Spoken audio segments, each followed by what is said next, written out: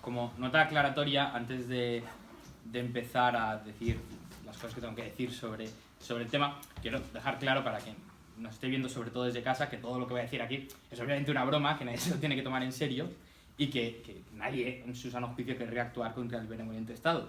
Pero bueno, en caso de que alguno de los que estéis aquí quieran compartir la broma conmigo, pues entonces voy a explicaros maneras en las que, obviamente, nadie estaría aquí capacitado para hacerlo, pero de estarlo, cómo podríamos competir contra el Estado, cómo podríamos alcanzar esa libertad que imagino que si estáis aquí es porque tantos de vosotros deseáis, ¿no? Tampoco va a ser mi objetivo aquí explicaros por qué el Estado es perverso y es inútil. Imagino que la mayoría de los que vais a compartir esta broma conmigo lo entendéis por qué, pero lo que quiero que entendáis es que si el objetivo de alguien aquí es conseguir libertad, la única manera que tiene de hacer eso es hacerse con ella el mismo, no pedirla. A ver, pedir la libertad no se consigue, nadie va a conseguir liberarse votando. Lo que hay que hacer es zapanarse del Estado y obtenerla por ti mismo. Entonces, ¿cuáles son los métodos que he identificado yo para intentar conseguir libertad? ¿Cuáles son más útiles y menos útiles? El primero es lo que podemos llamar el uso de la política, intentar llegar a la política desde, o mejor dicho, intentar llegar a la libertad desde la política. Pero esto, como ya he dicho hace unos segundos, no funciona. ¿Por qué? Por varias cosas. Porque, primero, estarías utilizando los medios de la política, que, como imagino que la mayoría sabréis, son los medios de la violencia, para intentar llegar a la libertad, para intentar llegar a un resultado que vosotros estimáis óptimo para los demás. Le estaríais obligando, imponiendo esta libertad, vuestra propia decisión a los demás. Al fin y al cabo, el gobierno es la fuerza, el uso de la fuerza ilegítimo, y utilizar el gobierno para alcanzar vuestro fin, sea cual sea, creáis que sea lo bueno que sea, es simplemente, pues como ya digo, utilizar la fuerza ilegítima sobre los demás. No todo el mundo quiere ser libre, ni todo el mundo está preparado para serlo. La anarquía, yo no me canso de repetirlo, que no es para todo el mundo, es simplemente para un grupo de personas que efectivamente quieren ser libres y valoran más su integridad física, su libertad, que la sensación de seguridad falsa que les puede proveer el Estado. Además, los partidos políticos son órganos del Estado. En el momento en el que una institución se convierte en un partido político, se convierte, se burocratiza, y lo que busca es mantenerse esa financiación que obtiene, hasta el punto que algunos dicen no, nuestro objetivo no es llegar al poder, sino ser simplemente transmisores de educación y enseñar por qué el libertarismo es la clave. Esto hablo de partidos incluso que se llaman libertarios, pero bueno, de ser eso están engañando a la gente, porque se podrían llamar directamente instituciones, think tanks, fundaciones, lo que sea, pero no, intentan ser partidos. Entonces ya vemos que empiezan con fines nefarios. Luego también vemos que votar no sirve para nada, que es una de las cosas que quiero que quede claro. Votar no sirve de nada, ninguna elección se ha cambiado a través de un voto. Vosotros solo controláis un voto, podéis decir no, pero si todo el mundo pensara como yo. No todo el mundo piensa como vosotros. Si todo el mundo pensara como los que estamos aquí, viviríamos en una utopía, y por desgracia no es el caso. Así que lo primero es que votar no sirve para nada. Intentar llegar a la libertad mediante los fines políticos, yo defiendo que tampoco sirve para nada. Otro de los problemas con votar es que te incentiva a intentar planificar centralmente toda una economía, a decir, bueno, creo que lo mejor para la economía, para una sociedad, va a ser esto. Es un ejercicio totalitario que te pone en los pies del totalitarismo a la hora de elegir qué partido es el que crees que se merece tu voto, por lo que además te corrompe espiritualmente. Así que esa opción, la primera opción, yo creo que queda completamente descartada. La segunda opción, que es una de las tres que tiene título de la ponencia, ¿por qué? Porque ahí sí que le veo algo de valor, es el agorismo. El agorismo es una teoría política sobre cómo alcanzar la anarquía de mercado, lo que se llama el ágora. Y se obtiene o se pretende alcanzar este estado a través de lo que se llama la contraeconomía. El agorismo nace como una especie de fusión de la praxeología de Ludwig von Mises y la anarquía de mercado, el anarcocapitalismo de Murray Rothbard, en la cual, combinando estos dos elementos, Kotkin se dio cuenta que faltaba algo, que había preguntas que no podían encontrar respuesta solo con la escuela austriaca, solo con la praxeología y solo con el anarcocapitalismo. Sí que se pueden encontrar respuestas a cómo valorar los individuos, por qué tenemos que renunciar a opciones que tenemos disponibles, por qué usamos el dinero y de dónde viene, o cuál es el resultado de la intervención gubernamental. Estas sí, pero otras respuestas que buscan ciertos teóricos políticos, en este caso los agoristas, como si se puede prescindir praxeológicamente del Estado y cómo llegar a ello, se dieron cuenta que por ahí todavía no se encontraba una respuesta. Así que crean la teoría política, que es más bien un conjunto de estrategias, de ideales de cómo llegar a este fin, que es el de la anarquía de mercado.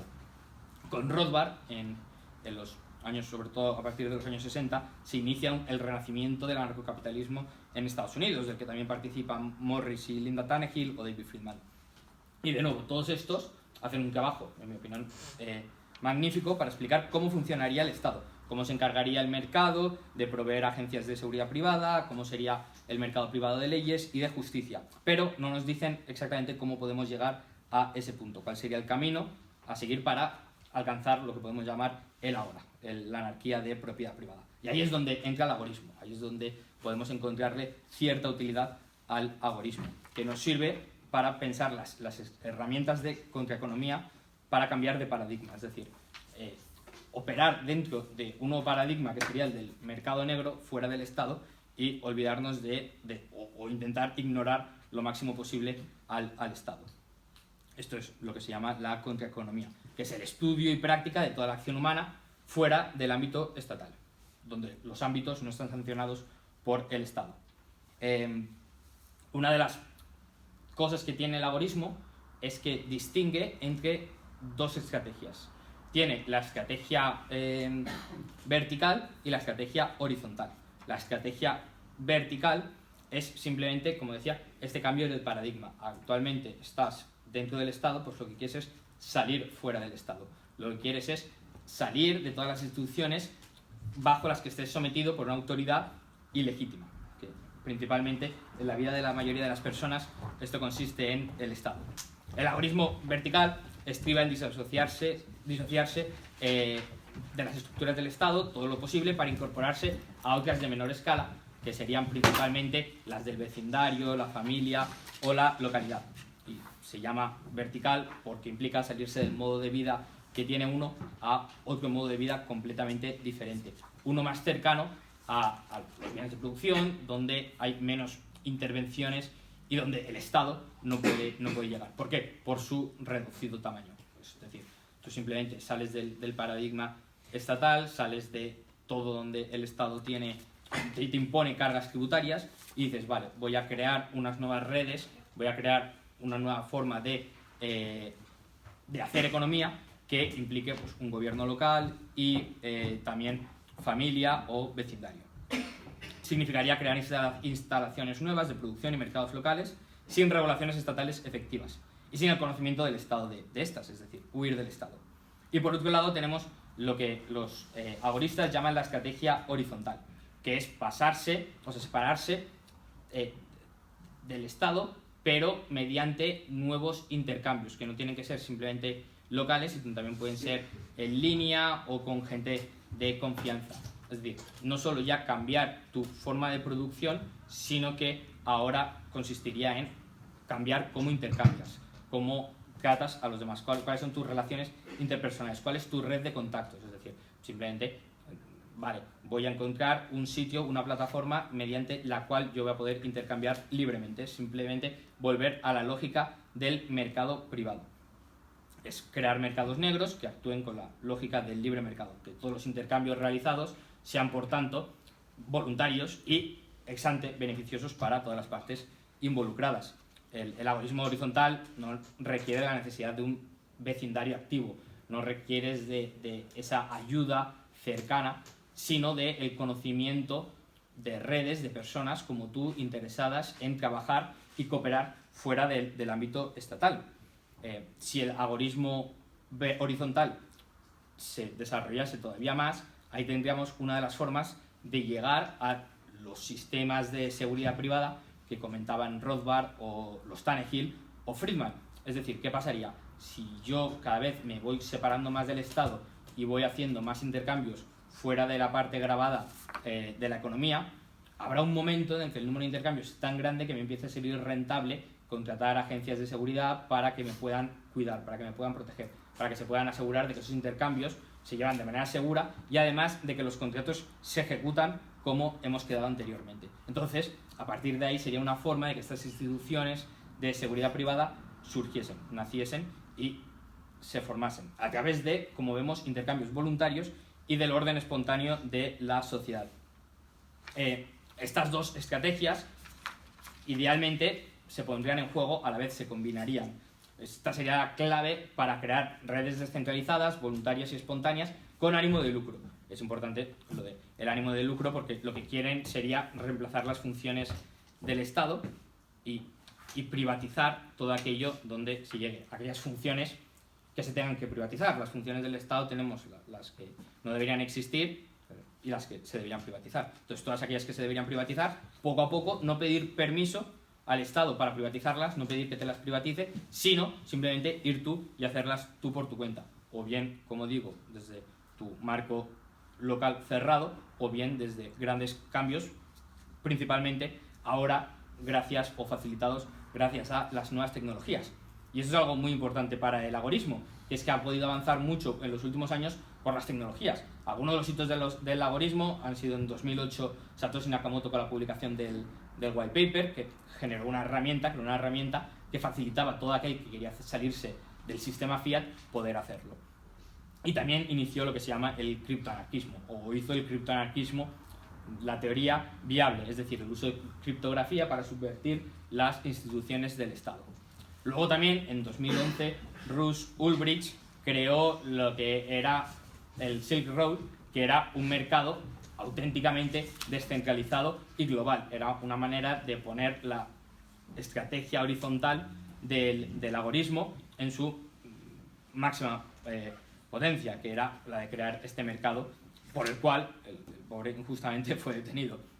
Luego, en 2013, Cody Wilson nos proveyó con las impresoras 3D, la cual también son una tecnología que nos permiten circunvalar todo tipo de regulación, por ejemplo, contra las prohibiciones de las armas, como se está pasando ya en algunos sitios en Estados Unidos. Y luego también vemos tecnologías más simples o plataformas como Airbnb y Uber, que también han destrozado los cárteles de la industria hotelera y taxista.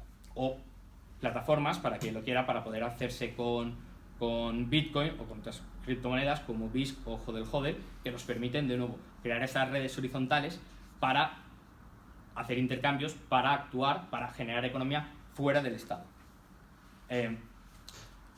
Un ejemplo de un uso de la contraeconomía exitoso fue cómo se derrocó en Rumanía a los Ceausescu, los cuales gran parte de la causa se atribuye, o gran parte de la causa del motín contra los mismos, se atribuye a un emprendedor llamado Theodor Zamfir, que lo que se encargaba era de distribuir películas occidentales por el mercado negro. Les hacía llegar a los rumanos las películas occidentales mediante el mercado negro y podían así ver qué bien se vivía en el resto de Occidente, y esto creó esta situación de oposición y de resentimiento contra los Ceausescu, cosas que, por ejemplo, en Corea del Norte no ha pasado todavía, no ha podido pasar. Entonces, por eso vemos unas situaciones donde hay algunos regímenes tiránicos que sí que se han podido terminar gracias, en este caso, a la contraeconomía. Lo que podemos ver es que gran parte de los avances en el agorismo o gran parte de los resultados de éxito ha sido gracias a la tecnología, y esto va a ser un tema muy recurrente en lo que me queda de charla, que es que lo importante o lo que en todo lo demás podemos tener problemas se soluciona principalmente con la tecnología. Es decir, el agorismo nos puede resultar problemático, difícil, cómo soluciono esto o lo otro, hasta que vemos cómo con la tecnología sí que es posible. ¿Cómo me voy a conectar yo con esta gente que quiere, como yo, o que tiene unos intereses similares a los míos, de operar fuera del Estado? Pues bien, cada vez más existen más plataformas y más tecnología para ponernos a todos en contacto y unirnos todos aquellos que queremos estar fuera de la imposición estatal. Y una cosa que es cierta es que el agorismo puede parecer, y en cierta manera es bastante individualista. Lo que se busca con el agorismo es que tú, como persona, salgas del paradigma estatal, de la Matrix. Y alguien puede decir, pero bueno, yo no soy solo yo quiero que más gente salga conmigo. Pues bien, lo primero que hay que tener en cuenta es que tú solo puedes actuar por ti mismo, y querer que alguien salga, lo que puedes hacer es intentar convencerles, que ahí vamos ahora con el con parte de lo que es el rol del activismo, pero no le puedes obligar a nadie a salir porque si no, como comentaba al principio, estaríamos dentro de lo que se llaman los medios políticos. Entonces, que quede bien claro que aquí cada uno solo tiene acciones con la capacidad de salirse uno mismo del paradigma estatal. Y si quiere que otros salgan, no debería utilizar la fuerza, porque esto sería contraproducente y sobre todo contradictorio con los principios anarquistas, sino que el papel sería el siguiente, el del activismo. Entonces, por un lado queda el agorismo, que son las acciones que uno puede llevar a cabo para salirse del Estado, y por otro, el agorismo. ¿Y qué es el agorismo? Pues, el activismo, perdón. El activismo son todas las acciones realizadas con una intención.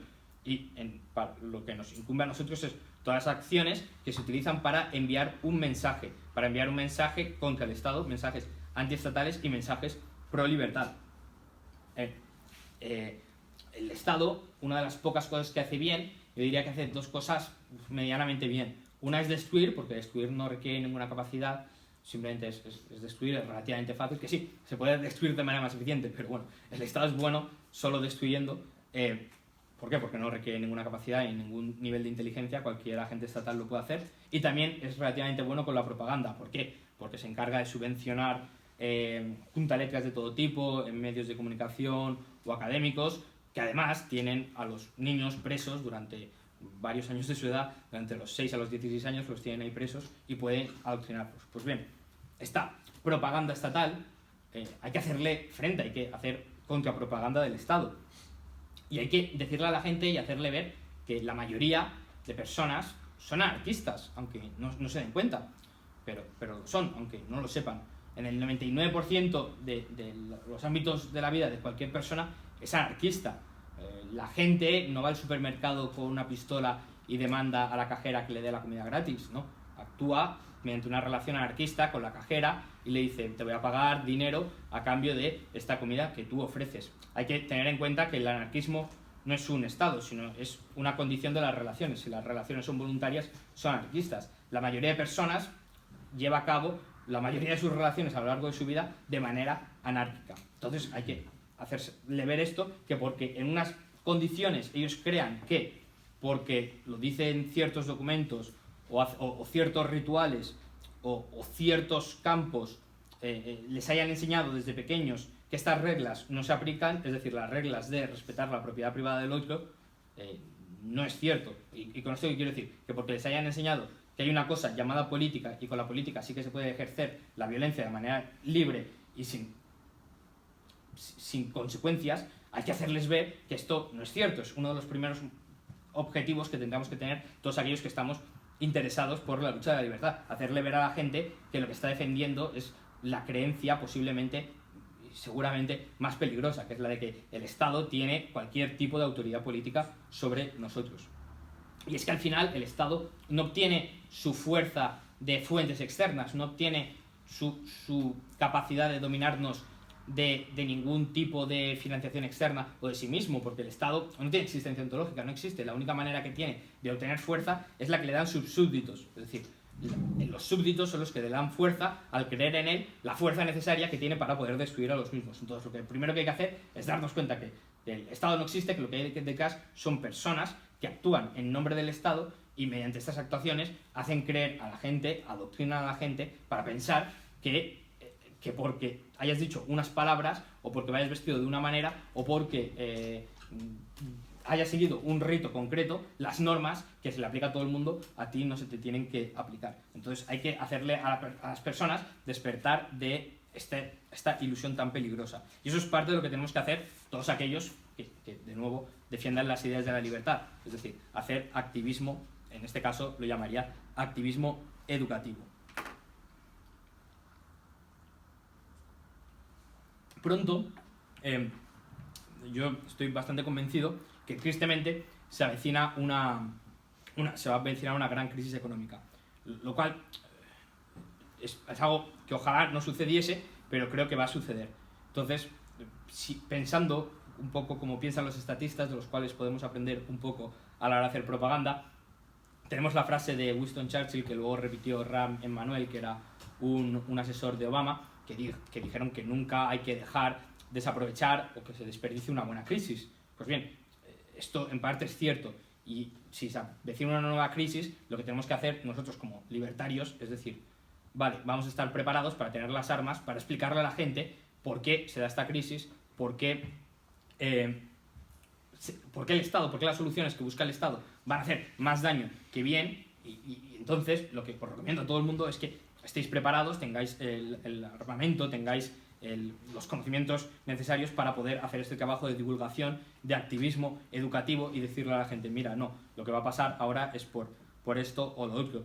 Creo que esto se ha visto claramente con crisis anteriores, como la pandemia, que fue un gran despertar para mucha gente, ayudó a mucha gente a salir de la Matrix porque pensaban que porque la Constitución no lo permitiese o porque viviéramos una democracia, el gobierno no les iba a tratar de manera autoritaria, y como si fuera un tirano al poder, y al ver que sí, pues mucha gente despertó y se dio cuenta que no fue así, y que la Constitución y las leyes no son más que papel mojado, igual que los checks and balance, que cuando el gobierno quiere cambiarlo, lo puede cambiar a libre disposición.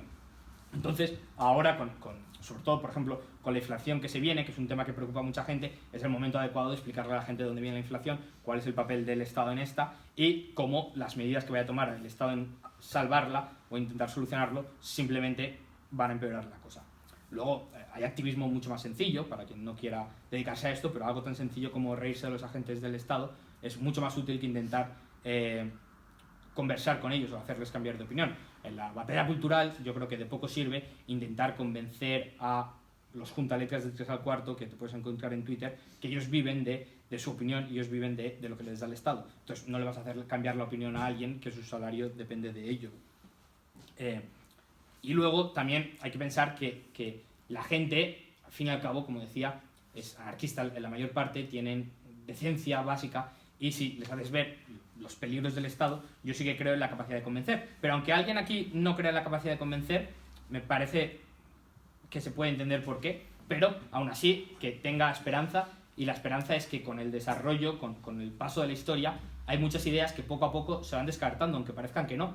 Pero hacía no tanto, por ejemplo, en los libros de Paul Samuelson de economía, hasta la edición del 95, hasta que cayó la Unión Soviética, él defendía, uno de los economistas más mainstream, que no se sabía si la Unión Soviética sería un éxito o no. Ahora la mayoría de personas no quieren defender siquiera públicamente la Unión Soviética, la mayoría de economistas no la defienden públicamente, seguramente porque no crean que pueda llegar a resultar. Lo mismo con políticos y con todo, es decir, hay ideas que poco a poco, aunque nos parezca sorprendente, pero se van desfasando, y esto es parte gracias al paso de la historia y al paso también de la tecnología. Yo lo que creo es que si la gente no se convence con el intercambio de ideas, haciéndoles explicar dónde están sus problemas, sí que lo harán con las nuevas tecnologías que nos podrán permitir separarnos de ellos y ellos mismos darse cuenta. Un caso muy claro es lo que sucede con Bitcoin, la llamada de madriguera del conejo, que cuando empiezas a adoptar Bitcoin te empiezas a informar más y más y más y acabas en 2 días siendo anarcocapitalista y un gran defensor de Bitcoin.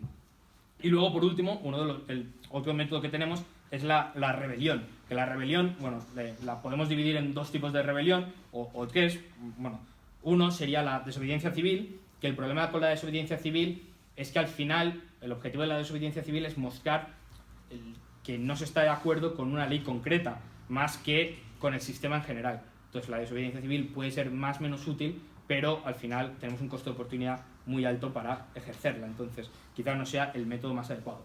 Otra manera de rebelión es la secesión, pero al final la secesión, como pasa con la mayoría de rebeliones violentas, aunque la secesión no lo tiene por qué ser, es simplemente cambiar un gobierno por otro, es un cambio de tiranos, lo cual tampoco es nuestro objetivo. Entonces, ¿qué tipo de rebelión sí que tiene que ser nuestro objetivo? Pues es, como llevo apuntando durante toda la charla, es la de apostar por la tecnología, la de aprender, por ejemplo, a usar protocolos de voz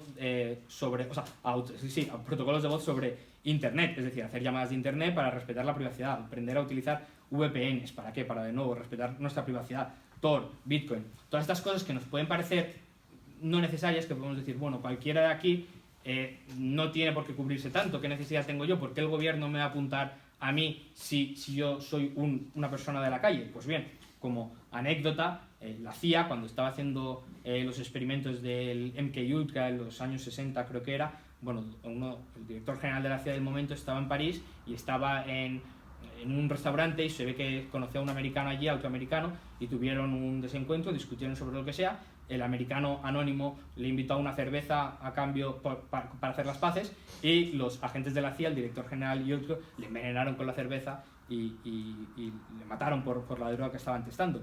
Y no solo eso, sino a la gran cantidad de personas que en los archivos desclasificados de la CIA se ha mostrado que hacían pruebas con gente por la calle, anónimos, desconocidos, que simplemente les testaban para probar drogas con ellos. Es decir, que ninguno está a salvo, y si queremos estar a salvo de verdad, lo mejor que podemos hacer es, de nuevo, apostar por la tecnología. Entonces lo que os recomiendo es que no votéis, que intentéis defraudar todo lo posible, y si no tenéis un asesor financiero, que busquéis uno, que también os desfiaticéis todo lo posible. Con esto intentéis eliminar todo el dinero fiat que podáis, intentéis no dejar rastro en internet ni en nada de eso, sobre todo la gente que lo puede hacer. Hay gente como yo que me es muy difícil porque básicamente vivo de tener rastro en internet, pero la gente que no, en la mayoría de las posibilidades que yo puedo no hacerlo, o hacer transacciones o hacer intercambios anónimos también, utilizar plataformas, lo que se llama peer-to-peer, es decir, intentar huir del Estado todo lo posible. ¿Por qué? Porque estas sí que son las funciones que sirven. No los medios políticos, pero sí un activismo inteligente, sí también un agorismo inteligente, crear redes verticales y horizontales, buscar gente como vosotros para intercambiar, intentar huir de las redes del Estado y también apostar por nueva tecnología que nos pueda liberar, que al final es la tecnología lo único que nos va a liberar. ¿Por qué? Porque al dominar la tecnología nos da una gran ventaja contra el Estado, quien siempre va a tardar mucho más que nosotros en dominar la misma tecnología. Entonces, lo único que podemos hacer ahora, si de verdad estamos comprometidos con la lucha por la libertad, es pensar cómo podemos huir del Estado, aunque nos cueste, pensar que hay un objetivo más grande que nosotros, o que vale la pena incurrir en esos costes de transacción que nos va a costar encontrar todas estas plataformas fuera del Estado, pero pensar que el objetivo es muy grande y el objetivo es matar de hambre al Estado. Entonces, bueno, pues aquí, como imagino que la mayoría sois anarquistas, lo único que tengo que deciros es que uníos en redes, anarquistas aquí reunidos, os recomiendo uníos en redes verticales y horizontales, que no tenéis nada que perder salvo el sueldo del funcionario y político al que estáis alimentando. Y con eso ya está.